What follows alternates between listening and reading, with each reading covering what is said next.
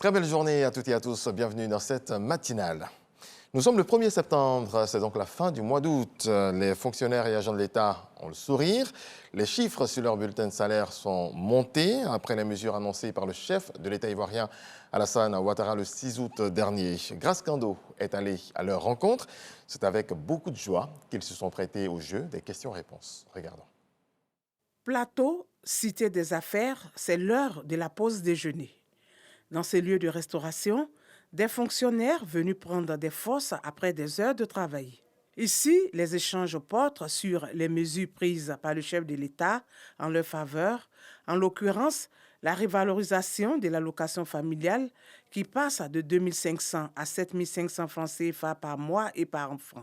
La mesure concerne les enfants de 0 à 21 ans et prend en compte 6 enfants. Nous avons commencé à faire l'épargne dès ce premier mois même, afin que ceux-là demain puissent avoir déjà un compte consistant sur le plan scolaire même qui pourra aussi les aider. J'ai 3 enfants. Quand on multiplie 7 500 par 3, vous voyez donc tout ce montant fait un virement permanent pour les enfants. Donc c'est une très bonne mesure. Dans 3 à 4 ans, ils seront à l'université. Cela pourra leur permettre de payer leurs fournitures scolaires, leurs frais d'inscription et ça peut vraiment m'aider sur ce plan. Les retraités du secteur public sont aussi concernés par cette décision. Eux bénéficient d'une allocation de 5 000 francs par enfant. Il a fallu le gouvernement actuel pour pouvoir rehausser toutes ces choses-là. Et franchement, nous avons applaudi ça. Imaginez un peu 2 500 par enfant. Ça ne pourrait pas faire quelque chose. Mais maintenant, ça monte à 7 500. Franchement, on doit dire merci au chef de l'État. Autre lieu, une gare des transports en commun. Dans ce taxi, un fonctionnaire. Il se prononce sur la mesure arrêtée concernant ce volet. Concernant le transport en commun, on a pu constater qu'en Abidjan, elle était devenue un peu difficile. Il faut se déplacer à plusieurs reprises, c'est-à-dire découper, comme on a l'habitude de le faire, d'un point A à un point B. Et donc cette nouvelle mesure qui consiste à revaloriser le transport des fonctionnaires est à saluer et nous remercions M. le Président pour cette initiative. La décision du chef de l'État concernant l'aspect logement constitue aussi une bouffée d'oxygène pour les travailleurs. Pour l'indemnité de logement, moi, particulièrement ma catégorie a bénéficié de 60 000 francs. Ceci a été un ouf de soulagement pour nous qui n'avons pas d'indemnité de logement depuis belle lurette. Merci au président d'avoir entendu le cri de cœur des travailleurs et des fonctionnaires que nous sommes. Cerise sur le gâteau, les fonctionnaires et agents de l'État bénéficieront d'une prime exceptionnelle représentant un tiers du salaire mensuel indiciaire de base du mois de décembre qui sera payé le 10 du mois suivant dès janvier 2023. Après la fête, il y a tellement de dépenses, on est à plat, il n'y a plus d'argent. Donc cette prime-là nous permettra de pouvoir souffler un peu et reprendre les activités pour venir au service sans problème.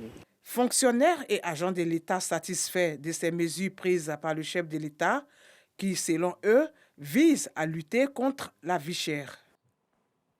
En bref, en image, le ministre d'État, ministre des Affaires étrangères et de l'intégration africaine et de la diaspora, Kandia Kamisuko Kamara, a accordé une audience d'adieu à l'ambassadeur de l'Union européenne, son Excellence Van Kochman, après 4 ans de mission en Côte d'Ivoire, ce mercredi 31 août à la salle d'audience du cabinet du ministère. Les 2 personnalités ont fait le point des actions menées au cours de ces 4 années pour booster la coopération entre l'Union européenne et la Côte d'Ivoire. Un nouveau commissariat de police à Cocody, précisément au quartier Angré-Château. Il s'agit du 40e arrondissement. Sa mise en service officielle a été effectuée par le ministre de la Sécurité, de l'Intérieur et de la Sécurité, le général de corps d'armée Vagondo Diomandé. Walter Amadou Attara. Avec ses 32 bureaux et 9 violons, le tout nouveau commissariat de police du quartier Angré-Château est fonctionnel. Baptisé 40e arrondissement, sa construction et son équipement sont à l'actif de l'État de Côte d'Ivoire. Le maire de la commune de Cocody s'en réjouit et promet d'accompagner les efforts du gouvernement. Le commissariat du 40e arrondissement est, à partir d'aujourd'hui, fonctionnel et soyez-en sûrs, monsieur le ministre, nous serons à leur côté afin qu'ils puissent exercer correctement leur travail. Toute ma gratitude et ma reconnaissance à son Excellence, Monsieur le Président de la République. Youssouf Kouyaté, directeur général de la police nationale, traduit toute sa gratitude au ministre de l'Intérieur et de la Sécurité qui œuvre pour une image davantage rassurante de la police ivoirienne.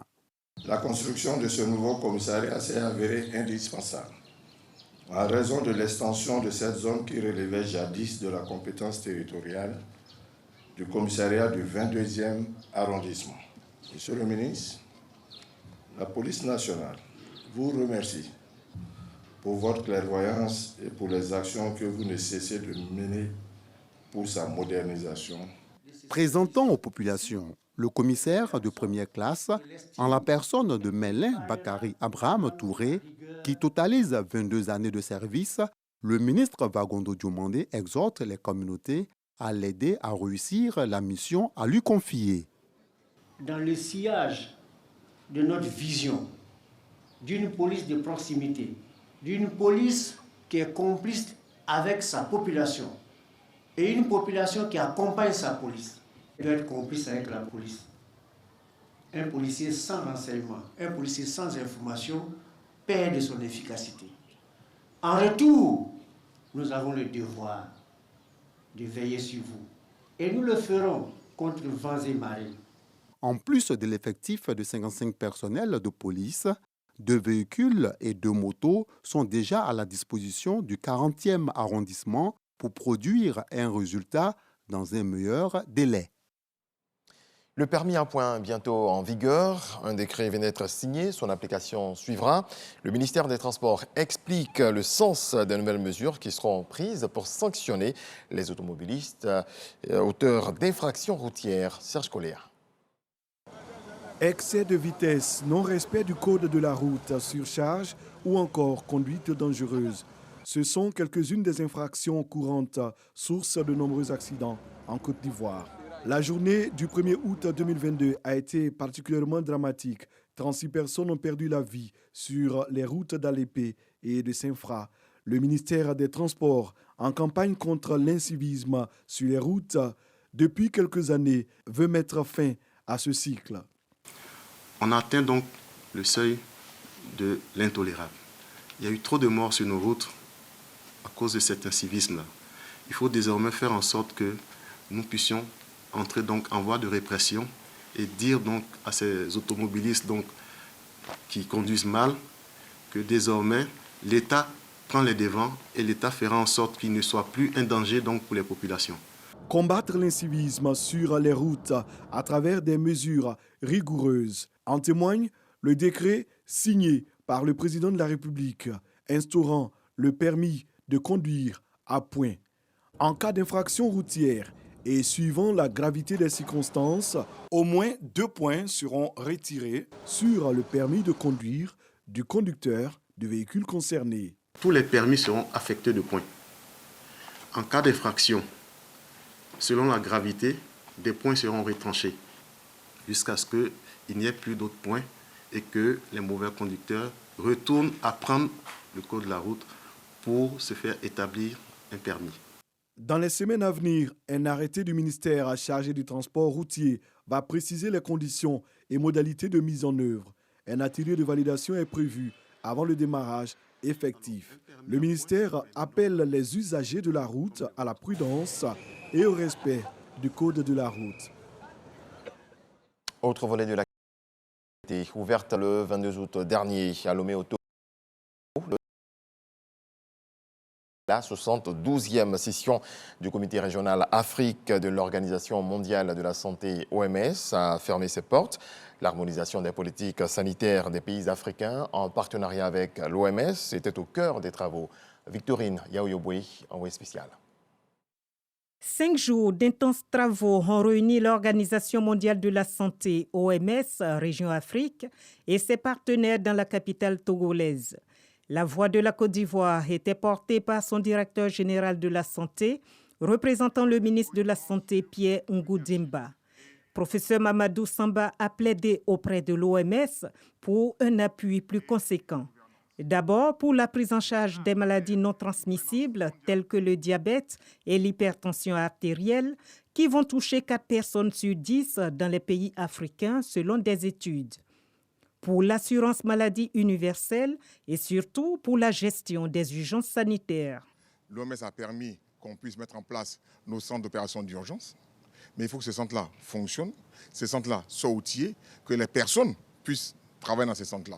Nous attendons de l'OMS un appui sur la préparation et la riposte. La politique sanitaire de la Côte d'Ivoire s'intègre bien dans la vision de l'OMS. L'organisation onusienne demande toutefois à la Côte d'Ivoire et aux autres pays africains de préconiser la prévention plutôt que le traitement des maladies non transmissibles. Il y a le diabète, les maladies cardiaques, l'hypertension, et nous savons qu'il y a quelques facteurs qui sont très importants pour ces maladies. D'abord, l'activité physique est très importante. Donc ça veut dire qu'elles mettent sur place le dispositif pour que ça soit possible pour des gens. Il faut éviter des effets néfastes de le tabac et de l'alcool. Là, il y a tout un groupe des activités. D'abord, les législations et des régulations au niveau des pays pour minimiser l'accessibilité à ces facteurs de risque, surtout pour les jeunes.